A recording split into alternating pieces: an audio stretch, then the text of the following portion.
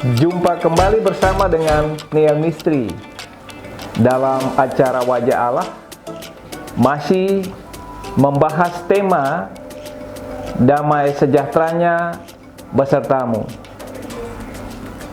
Saudara-saudara, pada saat ini kita akan berbicara tentang bergerak di jalur Anda. Saudara-saudara, suatu saat seekor harimau nyasar di suatu perusahaan kayu dekat hutan dan bersembunyi di sebuah toilet yang biasa dipakai oleh seluruh pekerja di perusahaan itu. Pagi hari ketika mereka mulai bekerja, masuklah kepala bagian sumber daya manusia ke dalam toilet dan menjadi santapan harimau yang bersembunyi di dalam toilet itu.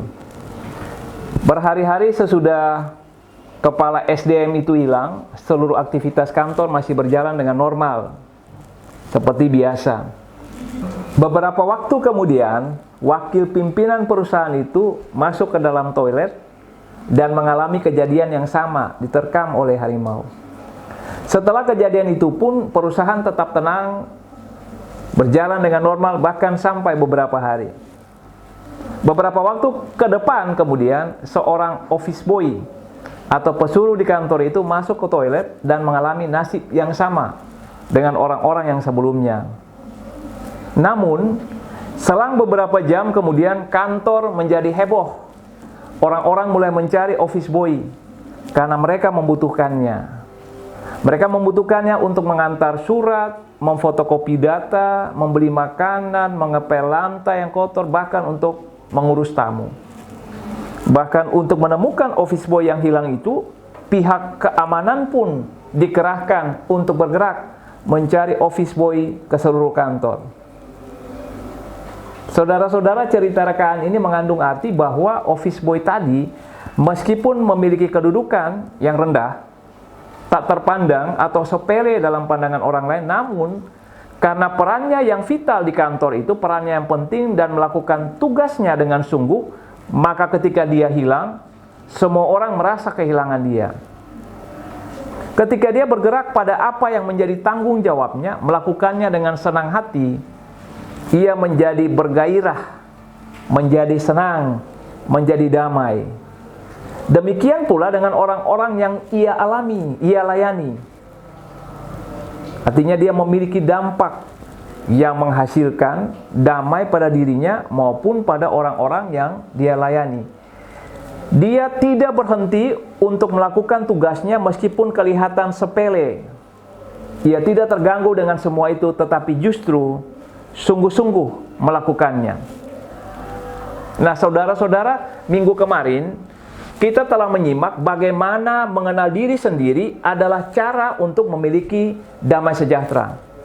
Ketika kita tahu siapa diri kita, kita unik, kita berbeda dengan orang lain. Keunikan kita adalah kekuatan, kelebihan yang Tuhan berikan. Kita memiliki tugas memuliakan Tuhan ketika ada di dalam dunia. Kita diciptakan untuk berpusat pada Tuhan dan bukan pada diri kita sendiri. Itulah mengenal diri sendiri. Siapa saya?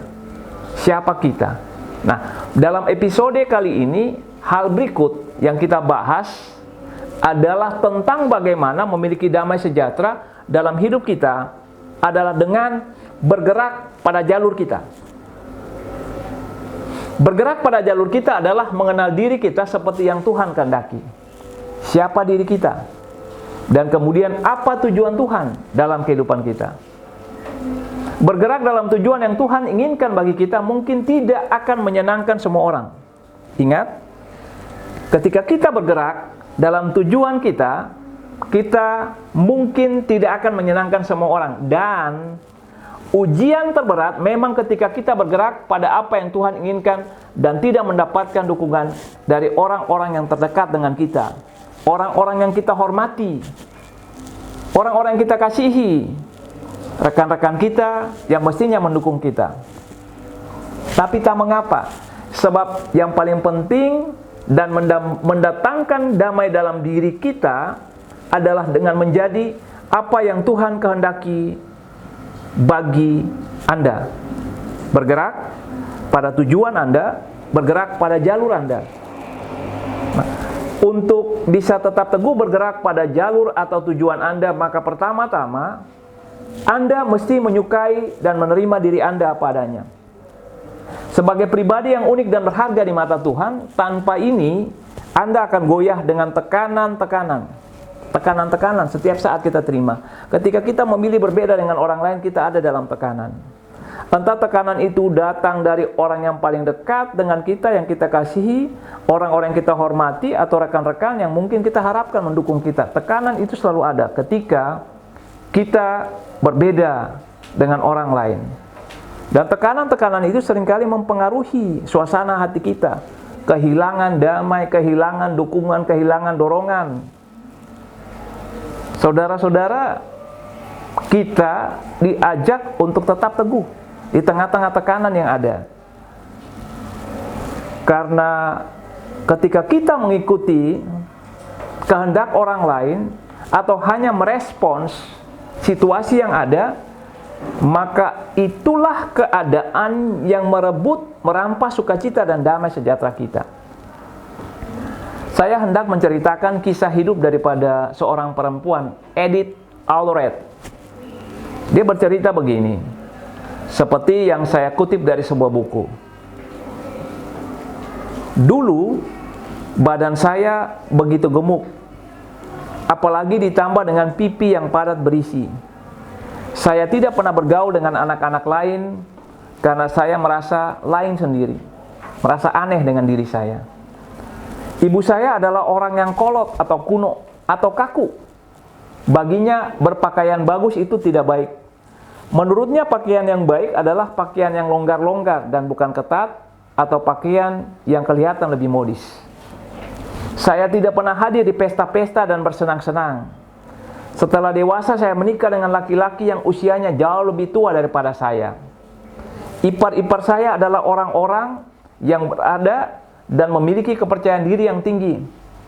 Saya berusaha keras untuk menjadi seperti mereka, tetapi selalu gagal. Akhirnya saya semakin mengurung diri dan tidak suka bergaul. Kecemasan dan perasaan cepat tersinggung menguasai diri saya. Saya ingin menjauh dari semua orang. Perasaan itu begitu menyiksa sehingga saya pernah berpikir untuk bunuh diri. Suatu hari mertua saya menceritakan bagaimana ia mendidik anak-anaknya untuk menjadi diri sendiri. Menjadi diri sendiri. Kata-kata itulah yang mengubah kehidupan saya. Saya sadar telah menyiksa diri dengan perasaan-perasaan tidak puas terhadap diri saya dan berusaha menjadi orang lain. Sejak saat itu saya berusaha mengenali siapa diri saya dan kelebihan-kelebihan saya yang bisa dikembangkan. Lama-lama saya merasakan dan menikmati kebahagiaan dan kedamaian. Saudara-saudara, dari kisah tadi yang hendak ditekankan begini, untuk memiliki damai sejahtera, Anda tidak perlu menjadi siapa-siapa, tetapi hanya menjadi diri Anda sendiri. Untuk bahagia, untuk damai, lalu dapat mengasihi orang lain, pertama-tama Anda harus bisa mencintai diri Anda sendiri dan menerima diri Anda sendiri. Yang kedua, berhenti memberi perhatian lebih pada pendapat orang lain. Ada sebuah moto terkenal yang berbunyi begini: semua orang berhak mengutarakan pendapat dan saya berhak tidak mendengarkan pendapat mereka. Jangan salah kaprah tentang moto ini. Ini bukan anjuran untuk menjadi egois atau berpusat pada diri sendiri, tetapi ini untuk menjadi pribadi yang sesuai dengan tujuan Tuhan yang unik untuk Anda. Untuk bertumbuh dan berhasil, ingatlah bahwa setiap orang, Anda dan saya, membutuhkan bimbingan dan tuntunan, mendengarkan pendapat orang lain. Bahkan keberhasilan dalam kebersamaan, kita membutuhkan pendapat orang lain, menghargai pendapat orang lain, melakukannya, bahkan terkadang menepikan pendapat kita untuk kebaikan bersama. Tapi yang saya maksud di sini adalah tentang bagaimana Anda menjadi diri Anda, menjadi pribadi Anda untuk bergerak pada tujuan Anda. Saudara-saudara adalah lebih baik mendengarkan nasihat orang lain, namun ketika pendapat orang lain tidak mencerminkan semangat Anda, siapa diri Anda yang unik, tujuan Tuhan bagi Anda mesti punya keberanian untuk menolak dan mengatakan tidak. Terima kasih. Saya menghargai pendapat dan nasihat Anda, tetapi itu bukan untuk saya. Jangan menjadi seperti kakek dan bocah dalam ilustrasi ini. Suatu saat kakek dan seorang anak kecil menuju kota dan menunggangi seekor keledai. Posisi anak kecil ada di atas punggung keledai. Di perjalanan mereka bertemu dengan seseorang yang mengatakan begini, lihat betapa egoisnya anak itu. Ia membiarkan kakek yang tua renta itu berjalan, sementara dia enak saja duduk di punggung keledai. Mendengarkan perkataan daripada orang itu, si kakek kemudian merubah posisi. Kalau tadinya anak kecil itu duduk di punggung keledai, posisi yang baru kemudian anak itu turun menuntun keledai dan kakek duduk di atas punggung keledai. Di posisi yang baru mereka melanjutkan perjalanan menuju kota. Mereka ketemu dengan seorang perempuan yang berkomentar dan mengatakan begini, betapa tidak tahu dirinya orang tua itu.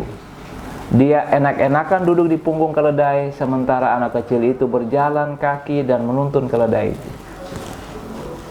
Saudara-saudara mendengarkan pendapat daripada perempuan tadi, si kakek kemudian berubah pikiran, lalu kembali merubah posisi. Kali ini mereka berdua sama-sama menunggang keledai itu dan melanjutkan perjalanan. Namun di tengah perjalanan kembali mereka bertemu dengan seorang muda yang mengatakan, kalian berdua memang tidak tahu diri. Lihat betapa beratnya beban yang mesti dipikul oleh keledai itu. Kasihan keledai itu. Kakek itu seperti yang bisa kita tebak kembali berubah pikiran. Dan kali ini saudara-saudara, yang terjadi adalah perjalanan kakek dan bocah itu dilanjutkan dengan mereka berdua menggendong keledai itu sampai ke kota. Memberi perhatian yang berlebihan terhadap pendapat orang lain hanya akan mengambil kebahagiaan, damai sejahtera Anda. Untuk bahagia, jangan memberikan perhatian lebih pada perkataan orang lain, sikap orang lain, situasi. Sebab apapun yang Anda perbuat tidak akan pernah memuaskan semua orang. Anda mungkin berusaha berbuat sebaik mungkin, tetapi orang bisa tetap mencari dan menemukan kesalahan Anda. Jangan menyandarkan kedamaian Anda pada pendapat orang lain, persetujuan orang lain, sebab Anda sendiri tidak akan mengalami kedamaian. Kedamaian adalah ketika Anda bergerak pada tujuan yang Tuhan tetapkan bagi Anda. Anda adalah pribadi yang dahsyat tanpa persetujuan orang lain. Sebab itu pemazmur mengatakan begini, aku bersyukur kepadamu oleh karena kejadianku dahsyat dan ajaib. Ajaib apa yang kau buat dan jiwaku benar-benar menyadarinya. Anda mesti menyadari itu, bahwa Anda adalah pribadi yang hebat, dahsyat, diciptakan unik oleh Tuhan. Kedamaian adalah ketika Anda bergerak pada tujuan yang Tuhan tetapkan kepada Anda. Anda adalah pribadi yang dahsyat, yang hebat, yang diciptakan unik dan tidak membutuhkan persetujuan orang lain. Sebab itu pemazmur mengatakan begini, aku bersyukur kepadamu oleh karena kejadianku dahsyat dan ajaib.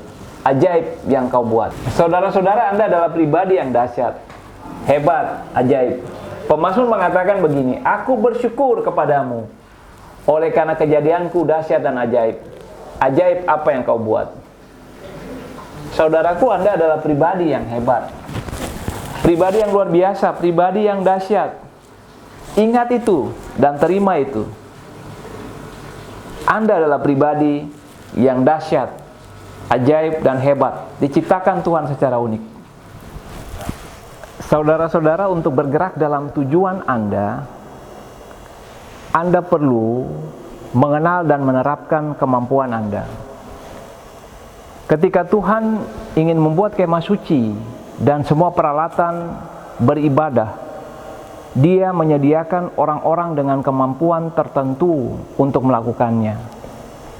Alkitab mengatakan begini, keahlian, pengertian, dan pengetahuan dalam segala macam pekerjaan untuk membuat berbagai rancangan supaya dikerjakan dari emas, perak, dan tembaga, untuk mengasah batu permata supaya ditata, untuk mengukir kayu, dan untuk bekerja dalam segala macam pekerjaan. Nah, setiap kita diberikan kemampuan unik untuk hidup memuliakan Tuhan. Untuk kemampuan Anda, maka Anda satu-satunya orang di dunia yang bisa menggunakan kemampuan Anda dengan maksimal. Contoh, saya bisa mengenal seseorang dengan kemampuannya, menasihati dia, membimbing dia, bikin ini, bikin itu, mesti begini, mesti begitu. Tapi hanya dialah yang bisa untuk melakukannya. Tidak ada orang lain yang dapat memainkan atau menggantikan peran Anda. Keunikan yang Tuhan berikan kepada Anda tidak bisa digantikan oleh orang lain, karena mereka tidak memiliki kepasan atau keunikan seperti yang Anda miliki. Perhatikan tulisan berikut ini dan kita baca bersama-sama. Engkau sangat berharga bila mana engkau tergoda untuk membolos sehari tanpa memberitahukan atasanmu, dan engkau berpikir bahwa kehilangan satu orang tidak akan membuat banyak perbedaan. Sebenarnya engkau sedang menempatkan atasanmu dalam posisi seperti mengetik dengan satu hurufnya yang hilang. Dia dapat menggantikan huruf itu dengan huruf lainnya seperti yang kita lakukan sekarang, tapi tidak seperti yang semestinya bila mana orang yang tepat berada pada tempat yang tepat. Saudara-saudara, meskipun kita dapat membacanya, tulisan tadi, karena kuncinya begini, setiap huruf A diganti dengan huruf X, tapi tetap terasa janggal, tidak pas dan tidak sempurna. Inilah artinya Anda punya peran yang unik, tak bisa digantikan orang lain. Anda tidak pas mengisi posisi orang lain yang unik, demikian juga sebaliknya. Tuhan tidak menyuruh Anda memberi hidup yang bukan merupakan kemampuan Anda. Anda tidak akan bahagia. Anda tidak bisa masuk ke dalam kehidupan orang lain yang bukan merupakan kemampuan Anda. Dan dalam kehidupan, Tuhan seringkali membimbing dan menuntun kita untuk menyesuaikan panggilan kita dengan kemampuan kita. Jadi begini, Tuhan tidak menyuruh Anda memberi hidup Anda yang bukan merupakan kemampuan Anda. Anda tidak akan bahagia. Dalam kehidupan, Tuhan menginginkan panggilan atau kehidupan yang dijalani sesuai dengan kemampuan kita. Yang pertama, kepribadian Anda. Alkitab memberikan banyak bukti bahwa Tuhan memakai semua jenis kepribadian. Rasul Petrus seorang sanguin, Paulus seorang kolerik, Yeremia melankolis, dan 12 murid pun memiliki kepribadian yang berbeda-beda sehingga tak jarang mereka mengalami konflik. Nah, dalam kehidupan, juga dalam pelayanan, bila dikatakan begitu, bagaimana mengekspresikan kepribadian Anda berujung pada kebahagiaan Anda. Ketika Anda ada dalam sebuah profesi, pekerjaan di mana kepribadian Anda cocok dengan pekerjaan itu, kebahagiaan Anda menjadi maksimal. Jenis-jenis pelayanan ketika Anda masuk di dalamnya dan cocok dengan kepribadian Anda berujung pada kebahagiaan Anda. Hidup melayani dengan cara dipaksa atau memaksakan diri di luar kepribadian itu akan menimbulkan ketegangan dan ketidaknyamanan. Menuntut usaha, energi ekstra yang pasti akan menghilangkan kedamaian Anda. Rick Warren mengajak kita untuk menemukan kemampuan kita yang unik dengan memeriksa beberapa hal. Pertama, periksalah pengalaman keluarga. Apakah yang Anda pelajari ketika bertumbuh dalam keluarga Anda? Contoh, dalam keluarga tertentu, misalnya kita diajarkan berempati, menempatkan diri pada posisi orang lain. Itu membuat kita bertumbuh dengan rasa empati yang bisa menempatkan diri kita pada posisi orang lain dan terdorong untuk menolong orang lain. Pengalaman pendidikan yang kedua. Bayangkanlah dulu pelajaran apa yang paling tidak disukai. Pelajaran apa yang paling disukai? Mata pelajaran yang tidak disukai tentunya menjadi momok. Pelajaran yang disukai akan membuat prestasi dalam mata pelajaran itu di atas rata-rata. Misalnya contoh, saya tidak jago dalam pelajaran matematika karena itu menjadi pendeta. Ketika belajar untuk menjadi pendeta di sekolah teologi, tidak ada mata pelajaran atau mata kuliah matematika. Yang berikut pengalaman pekerjaan. Pekerjaan apa yang paling efektif, paling disukai sebagai pendeta? Tugas yang dilakukan banyak. Tapi yang paling menyenangkan dan menantang bagi saya pribadi adalah berkhotbah, konseling. Yang berikut, selidikilah pengalaman rohani. Waktu apakah yang paling berarti bersama dengan Tuhan? Lalu pengalaman pelayanan. Bagaimanakah Anda dalam pelayanan melayani Tuhan di masa lalu? Yang terakhir, pengalaman yang menyakitkan. Masalah, luka, duri, dan pencobaan apakah yang Anda pelajari? Saudara-saudara, hal-hal itulah yang kemudian membentuk diri Anda. Pengalaman menyakitkan Tuhan pakai untuk membentuk Anda secara unik, karena Tuhan tidak pernah menyia-nyiakan sebuah luka. Pelayanan yang paling besar bisa saja berasal dari luka Anda yang paling besar. Sesudah Anda berusaha mengkaji hal-hal tersebut, perhatikanlah apa yang paling Anda kuasai dengan baik dan apa yang tidak. Terimalah dengan rasa syukur apa kemampuan yang Tuhan berikan kepada Anda. Yang terakhir, dalam edisi Ada Damai Sejahtera, ketika kita membahas bergerak pada tujuan Anda, supaya damai sejahtera ada pada diri Anda, lanjutan daripada mengenali kemampuan Anda adalah mengembangkannya. Mengembangkan kemampuan Anda berarti fokus mengembangkan kelebihan Anda, talenta yang ada pada diri Anda. Seekor anjing kecil dilatih di sebuah tempat pelatihan binatang. Anjing ini diajarkan untuk melompat tinggi, menangkap tulang yang dilemparkan oleh pelatihnya. Setiap kali dia berhasil melompat tinggi dan menangkap tulang, dia diberikan penghargaan. Suatu saat anjing ini melihat seekor burung yang dapat melayang lebih tinggi dari dirinya, terbang dari sebuah tebing ke sebuah pohon. Anjing ini merasa iri dan dia kemudian berpikir tak mau kalah dengan burung itu. Lalu dia melompat dari tebing, melakukan hal yang sama yang dilakukan oleh burung tadi. Tapi dia lupa bahwa dia tidak bisa terbang. Apa yang kita pelajari dari ilustrasi tadi?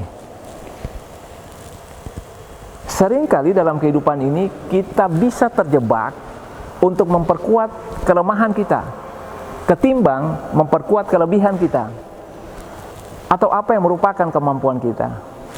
Hal ini tidaklah efektif bagi kehidupan kita. Hanya mengganggu ketenangan, mengambil damai sejahtera, menghilangkan sukacita Anda. Bayangkanlah begini, anak kita atau Anda pada masa sekolah. Ketika sekolah, saat nilai kita buruk pada pelajaran tertentu, kita akan dipaksa atau anak kita akan kita paksa untuk belajar, untuk les, untuk mata pelajaran yang hasilnya buruk atau nilainya buruk, dipaksa untuk memperbaikinya. Misalnya nilai bahasa Inggris bagus tapi nilai matematika jelek, maka disuruh untuk belajar lagi matematika, les matematika, dipaksa untuk memperbaiki nilai matematika. Memperbaiki nilai yang buruk yang merupakan kelemahan daripada seseorang, baik Anda maupun anak Anda, tidak salah. Tetapi ini akan muncul bahwa apa yang dilakukan hanya menjadi sebuah keterpaksaan dan kemudian menghilangkan kedamaian. Dalam masa dewasa setelah sekolah, memaksakan diri pada apa yang menjadi kelemahan kita akan menghilangkan ketenangan dan kedamaian, menghasilkan ketegangan dan menurunkan produktivitas. Akan lebih menyenangkan dan produktif bila kita memberi waktu untuk memperkuat kemampuan kita, kelebihan kita, dan ini bermanfaat karena semakin kita memberikan perhatian untuk mengembangkan kekuatan kita, semakin kita jago. Hal itu menyenangkan karena itulah passion kita, sesuatu yang menjadi semangat kita. Kita melakukannya berulang kali dan makin hari makin baik. John C. Maxwell, pakar perkembangan diri, mengatakan jika dalam skala 1 sampai 10, 1 artinya lemah di bidang itu dan 10 artinya sempurna, brilian di bidang itu. Nah, jika Anda meraih 3 di bidang terlemah Anda dan berusaha untuk menaikkan sekuat tenaga, perbaikannya mencapai 5, hal ini tetap di bawah angka rata-rata. Berbeda ketika Anda mencapai nilai 7 pada bidang kekuatan Anda, lalu dikembangkan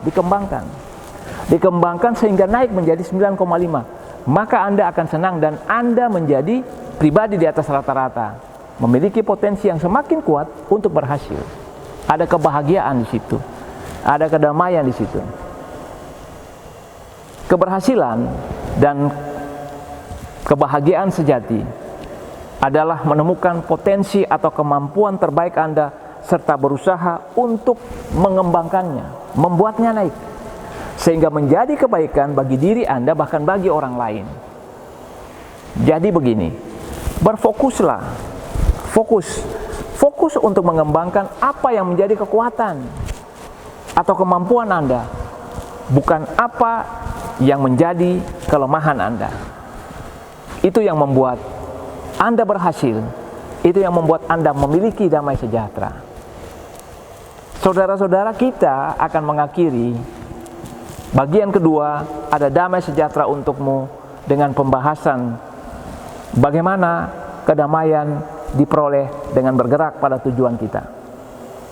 Dalam edisi berikut, acara Wajah Allah, kita masih membahas tema yang sama. Tetap simak channel kami bersama dengan Peniel Ministry. Kamu dapat, kamu bisa. Tuhan memberkati. Shalom.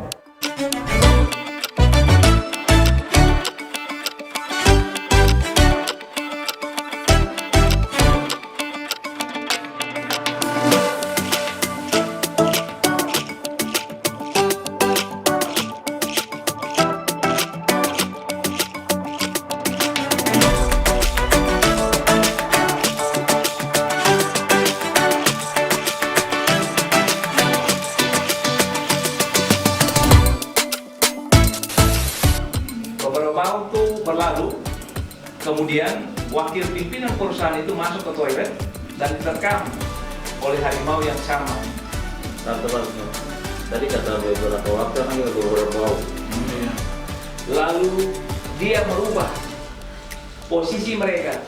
Anak yang tadi duduk di keledai, dia kemudian diturunkan dan giliran kakek itu yang duduk di punggung keledai. Karena mereka tidak memiliki kepasan atau keunikan seperti yang Anda miliki. Kat Batrelo membimbing dan menuntun kita untuk menyesuaikan panggilan kita dengan kemampuan kita.